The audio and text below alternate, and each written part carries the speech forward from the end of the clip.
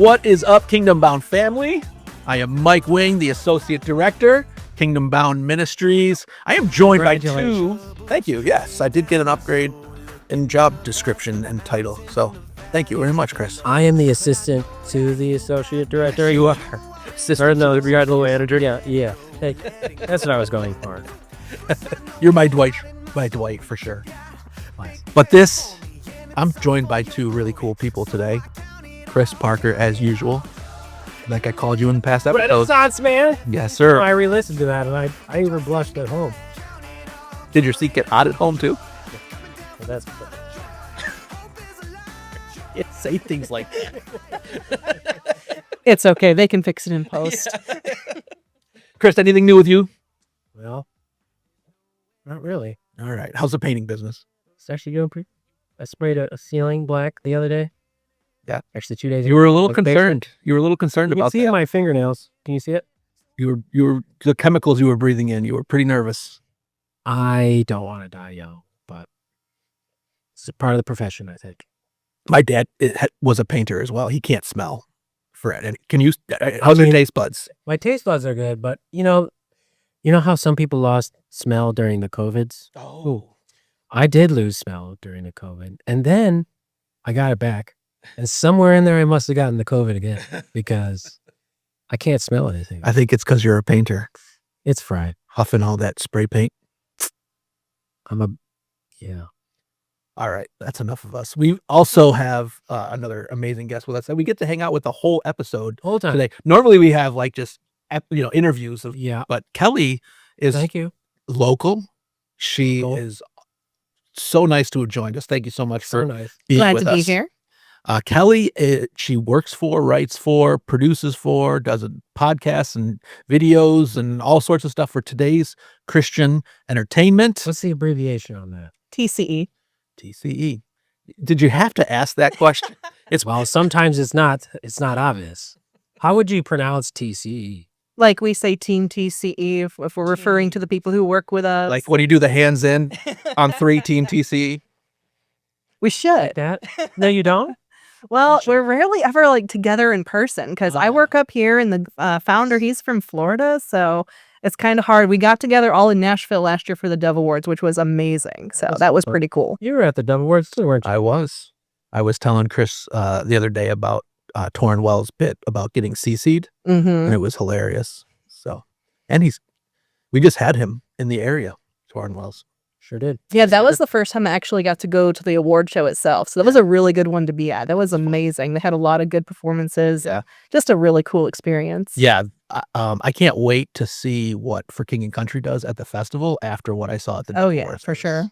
Super excited to see that. Well, tell us a little bit about yourself. Tell us a little bit about Today's Christian Entertainment for those that don't know and don't know you. All right. Well, I'm a lifelong music lover. I've been going to concerts pretty much since I was like 2 years old. So just kind of grown up around music and just it's kind of been like living and breathing it my whole life basically. And not so much like the performance side and all that. Never got into that. But I've always loved talking about it and sharing about it and telling people what I'm listening to. And now I get to do that as part of my work with Today's Christian Entertainment. So it's cool how everything happens like that. Just that it's always been a really big interest and favorite conversation topic. If I find a common ground with somebody, we're good to go for a long time. Yeah. So I've been with Today's Christian Entertainment for just celebrating 11 years with them, actually. Started out just writing the reviews, and then our site founder, Jay Heilman, he asked if I would be interested in helping update the site or doing spots for the podcast called Kingdom Builder. So I started doing that, and that led into interviews, which now I'm almost at 100 that I've done since 2018. And you know something really funny? Today I was looking in my Facebook memories, and today is actually the anniversary of my very first interview ever. What? Yep. Okay, he was your first. Who was your first? So it was actually Richard Sturban from the Oak Ridge Boys. Yeah.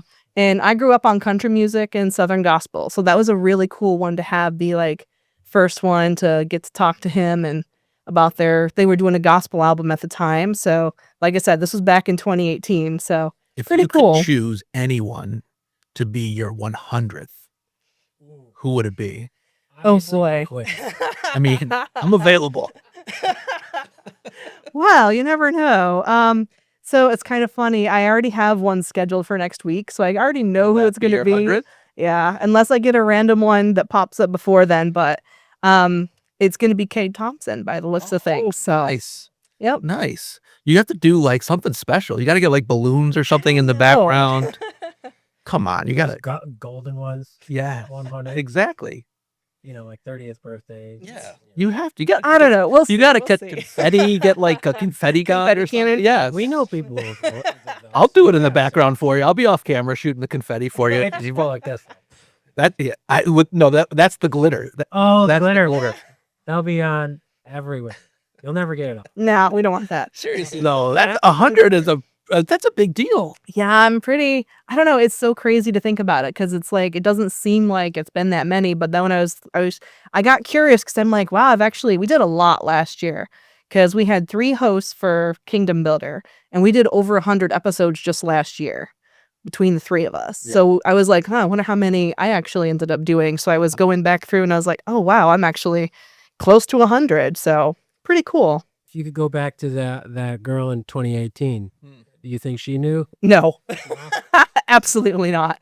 And that was the first time. 2018 was the first year I went down for the doves, which like I always growing up, instead of, like when you think about things that you want to do and you Yeah. kind of play pretend and be like, oh yeah, this will be fun. We'll play, play doctor, lawyer, whatever. Nope. I was playing like, okay, I'm on the red carpet here with so-and-so and how are you today? And what are we doing? And so I was like kind of That's awesome. preparing myself without even knowing it. That's so cool. That's cool. Yep. So yeah. Dream come true. Yep. And it took a while to actually think of it that way, but it's pretty cool how God works things out. And it's just led to so many awesome opportunities. Like this will be my 5th year coming back for Kingdom Bound. So I'm excited for that. And hopefully there'll be maybe more, trips for the doves in the future. We'll see. But it's just been amazing. And then getting the friendships that have formed too over the years is just so unexpected and just an extra blessing. Yeah. You should when you go down for the doves, you should try to like get into one of the CFA meetings, the Christian Festival Association meeting. I didn't know that they were happening until I ran into Dave last year. So yeah, it might be neat for you to just have like lunch with them or something to get connected with other festivals. yeah, So you should look. I can get you a connection. yeah, we'll see what Yeah. happens. What's your favorite part about the festival? You've been coming for a while. What's your favorite part about the Kingdom? So yeah, this will be my 5th year. Okay. And it's so cool to keep coming back. Like I worked with the summer camp for several years, so it feels like Kingdom Bound is now summer camp to me. Because you get to see a lot of the same people every year and it feels like a big reunion and, getting to see some of the artists that have been multiple times, like We Are Messengers or this will be, I think, for King and Countries. They're, I think maybe the second time I've seen them, but I know they've been several other I think times. there's at least 3, maybe 4. Yeah. So, I mean, it's just really cool to get to like form those relationships over the years with the people. I mean, everyone I've met with Kingdom Bound have been amazing to work with and so helpful. And yeah, I love the organization. So it's awesome to come back and I'm very grateful that I'm welcome each year. So I had to twist Kelly's arm to take free tickets last year. I'm like, no, you are media. You're not paying to come to our festival. Like you're helping us promote this thing. And so I had to like make her. She made a donation. She made a donation. Anyways, donation of time and brain cells. and sweat. We all sweated yeah, a that's lot for that sure. week. That was so hot. I know, it's crazy. Like it always is like it's either 100 or it's Yes. raining. Yes. Yep. well, that's true. That's summer for you. That's true. 100 or 8. 100 episodes. That's pretty amazing. Yeah. Your rating, so to speak. She's killing it. So we're back. Hey, you know what happened today? What In did happen? history? What did happen? May 3rd, 1978. Yeah. All right, remember this? Hey, Mr. Tambourine Man. Who am I? Kelly, any ideas? I'll go, why you call for me? I know who it is. Oh, who is it? Bob Dylan. Bob Dylan. He's a great man. He in his gospel period. He did have one. I mean, once you become a Christian, is it all gospel period after that? That's the question we're going to kind of talk about today. Good. Well, we'll put a pin in it for later. Anyways, So what did he do? He came out with a few recorded a few songs like Slow Train and I Believe in You or Ain't No Man Righteous. No! That one. You know those songs? I do. Thank you, Bob Dylan. You're bottom of my heart. Your brief period of gospel. But it's all gospel. I wish I could sing Ain't No Righteous Man. No, that one. You haven't like merged that into your worship list yet? No, but I do a couple other ones, you know, like I throw in, and I'm free falling. Yeah. I've thrown that in there.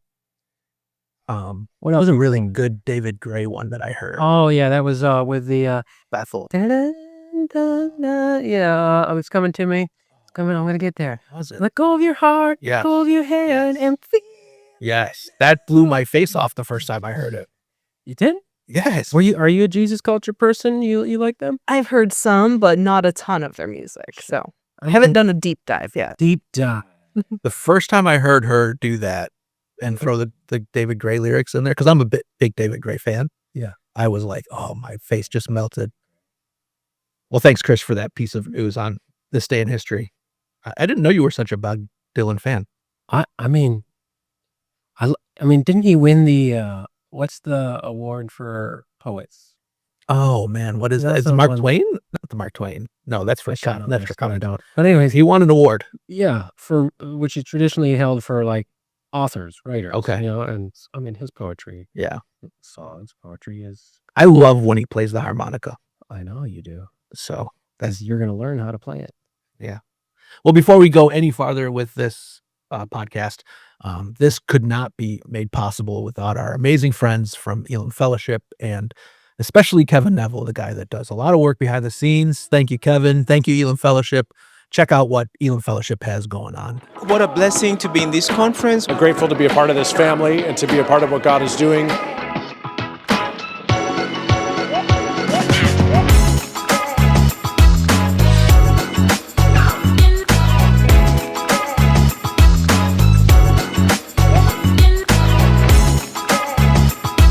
This is a place of transformation. So just being around the presence of the Lord is an opportunity to change, and it's just no greater place to be. The lives that have been changed, the prophetic flow over individuals in the services. This thing is so anointed.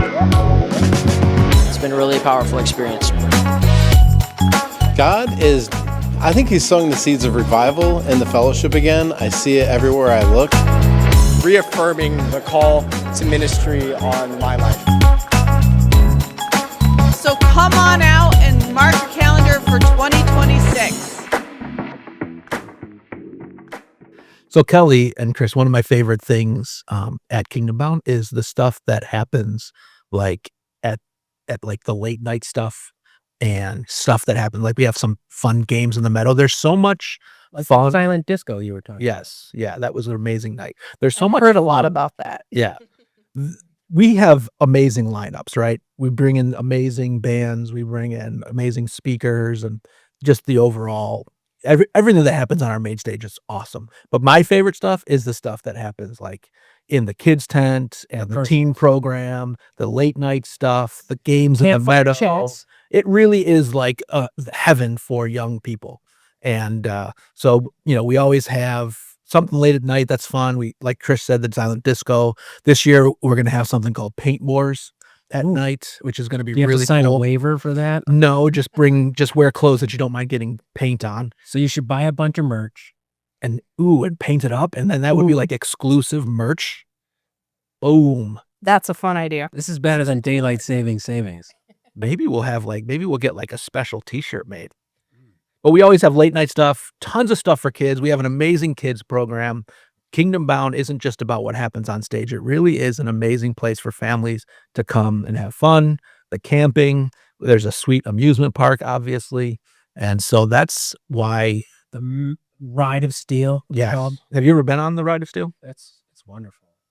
You have been on it? Of course. I hate roller coasters. Are you? Period. No. I'm not a roller coaster person. My favorite ride at Darien Lake is the oh goodness, what's it called? Shipwreck Falls. I like that one, but that's my favorite. Huh? That's my wife's favorite. That's the one that's like you get on the raft and you go up the hill and then you go down and You get splash. water. Yeah. Yes. Water. Except I So it's good on 100-degree days. yeah.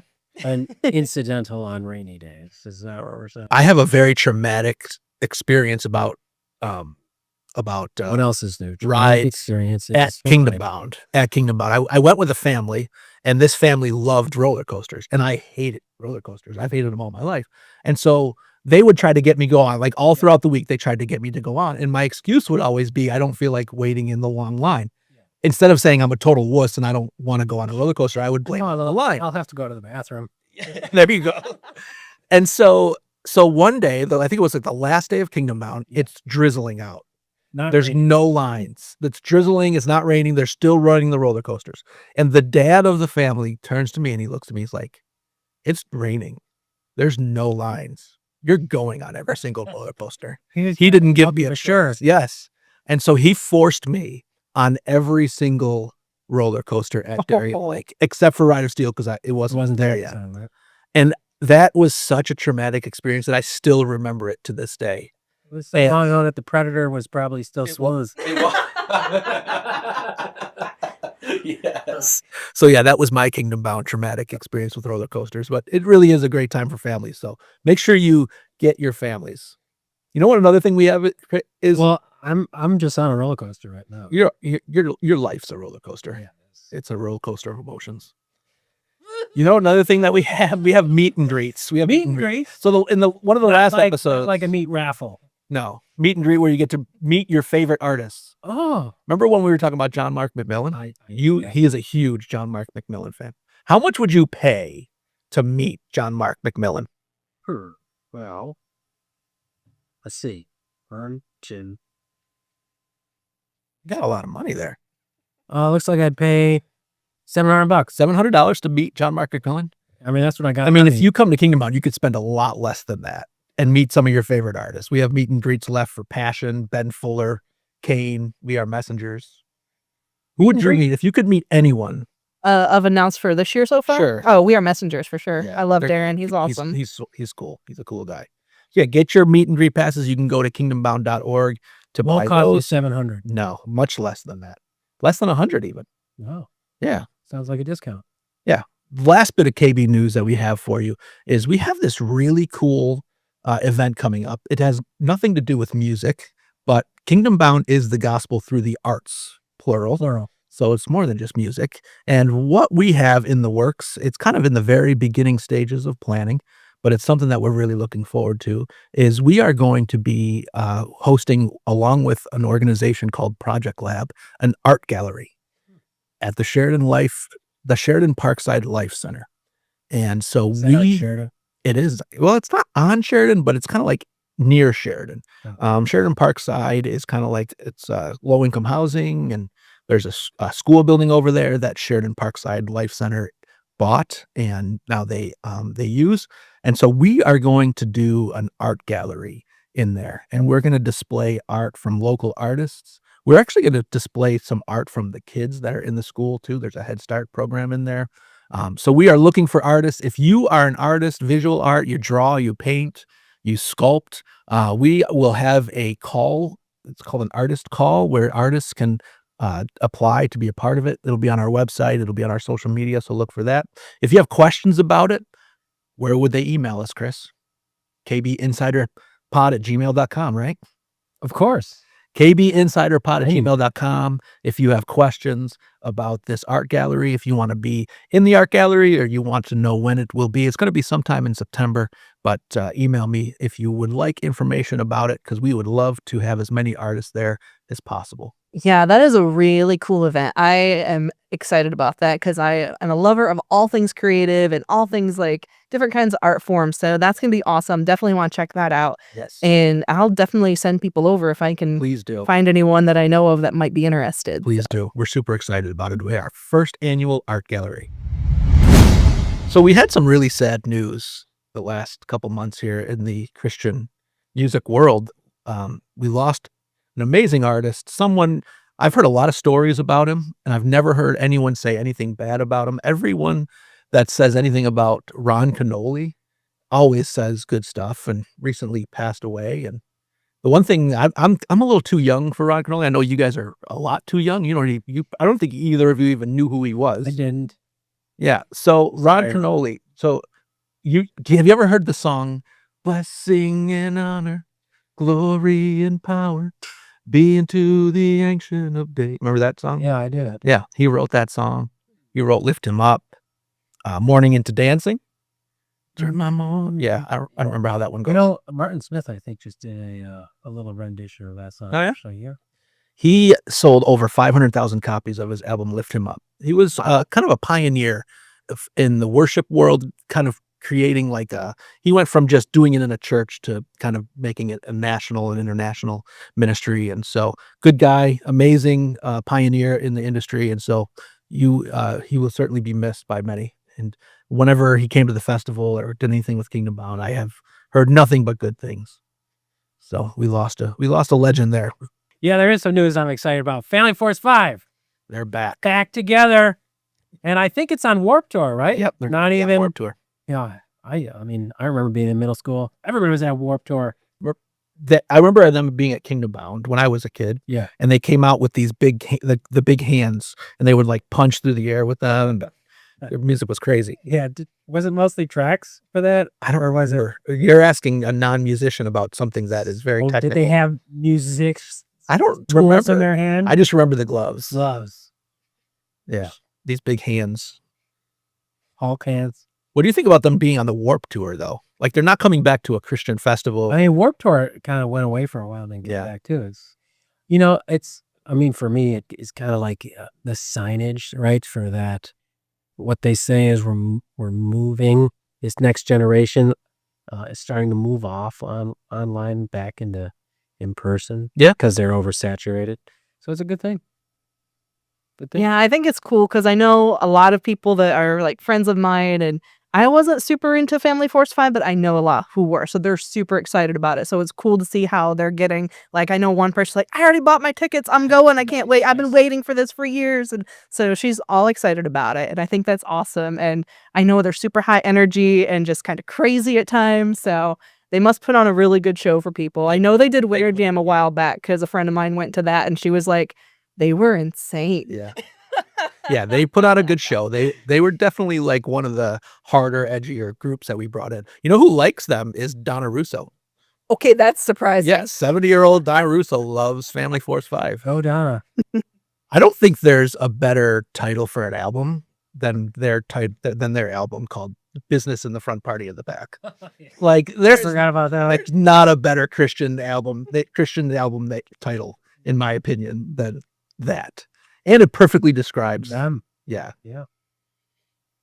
I just remember the chainsaw song. That's all I remember. Yes. You're gonna go to Warped Tour now that they're on it. Probably. Sure you are. I'm gonna enter a portal. That's how I'm gonna enter the Warped Tour, through a portal. Kelly, what do you think about Tripoli coming out with a gospel worship song?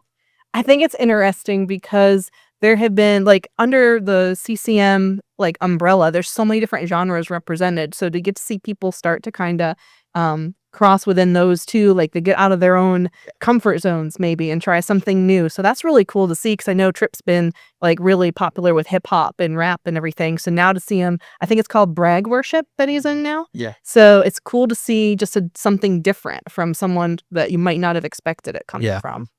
I like the song a lot. I was telling Chris it's kind of like a mix of spoken word and rap and worship all in one. I thought it was pretty cool. Let's dive into this a little bit more. Why do you think, and this is for both of you, why do you think more artists are kind of diving into the worship genre? Like, why do you think someone like Trip Lee wanted to do it? Because he's a famous rapper. He's also a famous speaker. He's a very good speaker. Why do you think it was something that he wanted to kind of tackle? Well, I think it could be a few different things. I know for one, like worship has become very popular and people see that. And so they want to try to maybe say like, oh, if people like this, then they'll like my version of it. Or maybe they want to give their own version of it to fans who maybe they aren't going to turn on a worship song normally. Yeah. But if Trip Lee's doing it, then his fans will turn it on and be like, oh, okay, this is something totally different. And it could take us to just a different place in music. So I think in that aspect, it's cool. And like I said, there's just a lot of it going on right now. It has been for the past, I don't even know, decade seems like, because we had all the like Hillsong and just everything that was just so popular. Yeah. So I think when people see that, they kind of maybe want to try it out and see how it does for them. But also maybe it's on their heart where they just want to try something different. And whether it's creatively or musically, just to expand their reach more. So I think there's a lot of different ways it could go as far as why they want to do it. Yeah, I mean, for me, like the Venn diagram of words, right? When we use the word worship album, right? Like it's pretty expansive to include most of his previous stuff. I mean, honestly. Yeah. But I understand the way we're funneling in on that. And personally, I enjoy when people are expanding the the vocabulary of worship, the sound, the whole thing. So that's a good thing. What do you think of the argument that I'm sure people are going to think or say of like, isn't all Christian music worship? Do you agree? Yes and no. We just got done talking about Family Force 5. Like, do you think that's worship? Yes. I like the pitch elevation because that means you probably don't believe yourself. No, I mean, I believe myself. I mean, maybe Cal, you could have more input there, but I would say, like for me, it's a very large. My lines there are probably beyond what most people's are, right? Like I remember one time my friend, he put on what's that song? One Night in Bangkok, and I had a worshipful experience listening to it that night. I don't know why. I mean, it's not like that's not a worship song. Not at all. But I had a worshipful experience. So does that count? That's a good question. Does it count? I think it really comes down to your heart posture and like just the way that you're feeling impacted by what you're listening to. And I know God can work through any genre really to reach people because I know I've experienced that even with country music, rock music, whatever. You say you don't like country music? No, I actually love country music. So, but yeah, I know I've definitely I've been able to hear God through, like I said, songs like that. And I think it's important to have those type of songs where it connects us as humans and we can relate to each other and we can relate to what God's trying to tell us. And it's important to remember that he's there with us in through the good times, the bad times and all of that. And then it is also important to have the songs where you're just singing the praise back to him and focusing solely on that as well. But yeah, I love it when you can have the mixture of that at shows and different things like that. Yeah. One of the things that we always kind of come up against is I think that it seems like the audience nowadays, especially younger people, would rather have that worship experience than have the fire and the lasers and the big production. I see what you mean by fire. Yeah, not the Holy Spirit fire. The fire That's where I was from. Yeah. Yeah. Do you guys agree with me that it's almost like the audience would rather have that worshipful experience where they're not only connecting with the artist, but they're connecting with God in a worshipful way, or because I feel like sometimes it's almost like an issue at Kingdom Bound. It feels like the worship set is replacing the entertaining set. Again, I think it just really comes down to that's kind of an individual thing and how you react to it. I know for me, I can think of a couple artists Ren Collective's really good at it, and Jason Gray is another one where you're hearing all these songs. They're about real life and they're completely different. But then at the end of their shows, they'll just strip away everything else and they'll do an a cappella version of just a medley of either hymn choruses or worship choruses, and that's a really cool thing to just be a part of. And it takes me back to summer camp and sitting around the fire and singing the songs like that. So that really puts me in that mindset. And I know a lot of times with Jason and Ren Collective, they'll just exit the stage and while the audience is finishing that. And I think that's just such a neat way to just leave things, where you're kind of in that state. And it just helps you kind of refocus and be like, yeah, we had all this fun, but it's time to get back to it. But as far as it being a takeover, this is the thing where I love the big production shows, but I also love the more intimate acoustic nights too. So for me, it's both. And it just depends on, like, I can have a blast listening to Skillet and seeing them, but then somebody, like I said, with Jason, where he's all acoustic and all of that. So for me, it just really depends. And for me personally, I can experience like a worshipful time and God through both. Yeah. One of my favorite memories of Kingdom Bound, probably in the last 10 or 15 years, was the band was doing a lot of fun songs, entertaining songs, and the most of the band goes off for a changeover. And the changeover? It's kind of like when they take a break in the middle of a set. Oh, sure. And so they go to get water or change their clothes or something. And it was just the lead singer and a guitarist on stage. And the lead singer is kind of sharing his heart and sharing a brief message. But then he does the song, Turn Your Eyes Upon Jesus. And it was just, and everything just kind of got quiet. And life seemed to slow down. And, you kind of became more aware of just God's presence there. And so, yeah, I could see what you're saying about like power in both, right? Like you experience the highs and the entertainment, but then that makes those lows or those slower times, quieter times even more impactful. Yeah, for sure. Cause it stills your spirit a bit and helps you, like I said, to kind of just refocus. Well, I mean, one thought I did before you jumped in, which I liked what you had to say. For some reason, Asbury came to mind. Now, the college gives so we can put to side, was it a revival, a renewal, whatever the arguments were. Okay, let's just put that over here. Not about that. Just about but what happened, right? Like all the people I talked to that went, like, it wasn't like it was top-notch musicianship or, it's just young people who probably knew 7 chords and maybe that was it, and missed some notes. Yeah. But something else was happening, right? And so I've definitely experienced that something else in EDM, in my brothers just laying out 3 chords on a grand piano.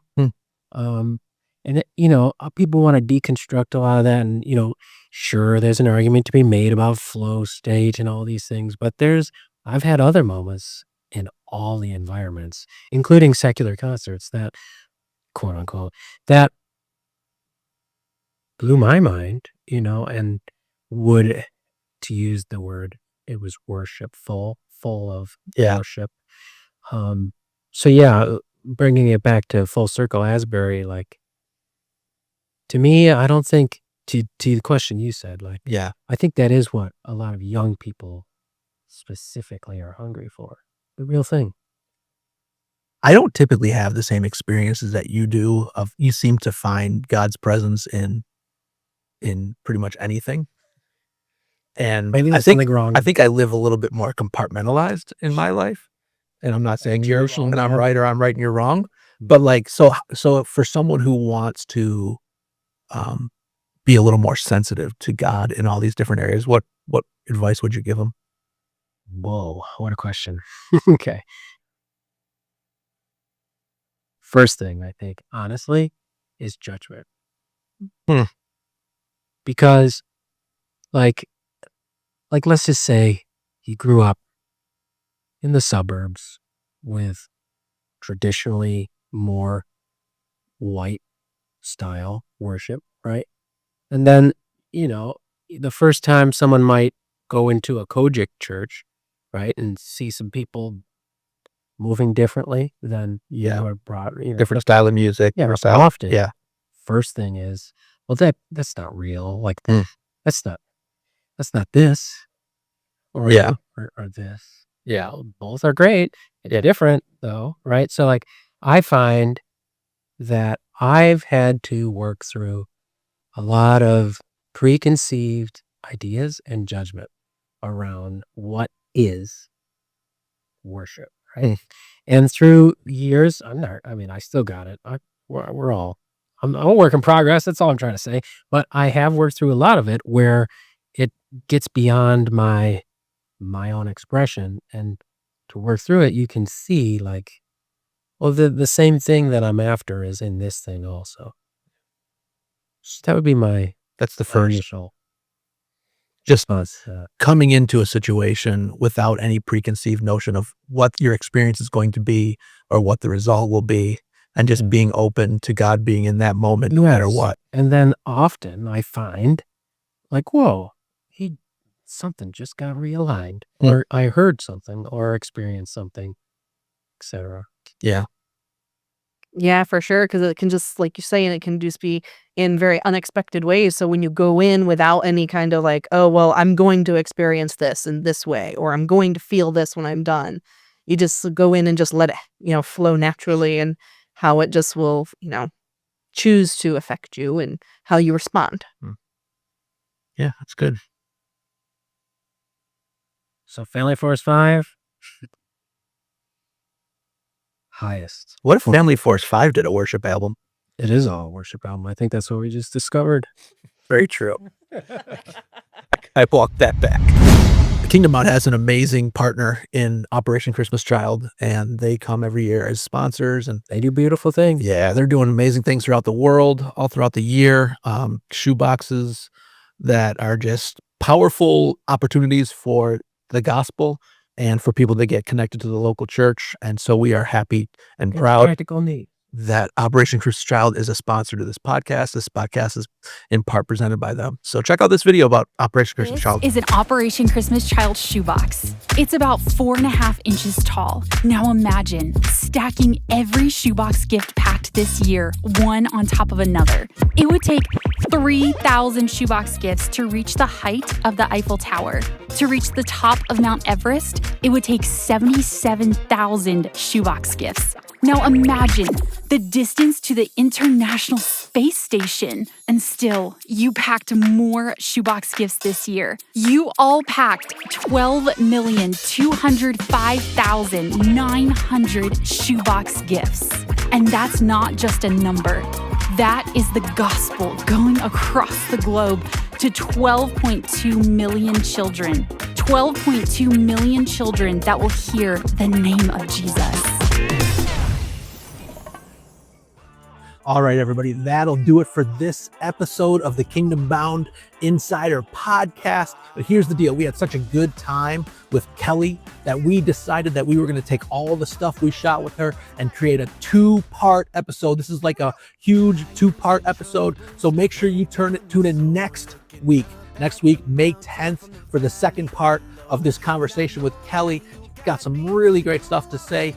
And we have some fun playing a game that Chris has for me and Kelly. See who comes out on top on that game next week, May 10th, second part of our conversation with Kelly. Hey, thanks for listening. Make sure you subscribe. Find us on all major platforms for podcasts and check us out on YouTube. Thanks for hanging out with us on this one, and we will see you on the next one. Take it easy.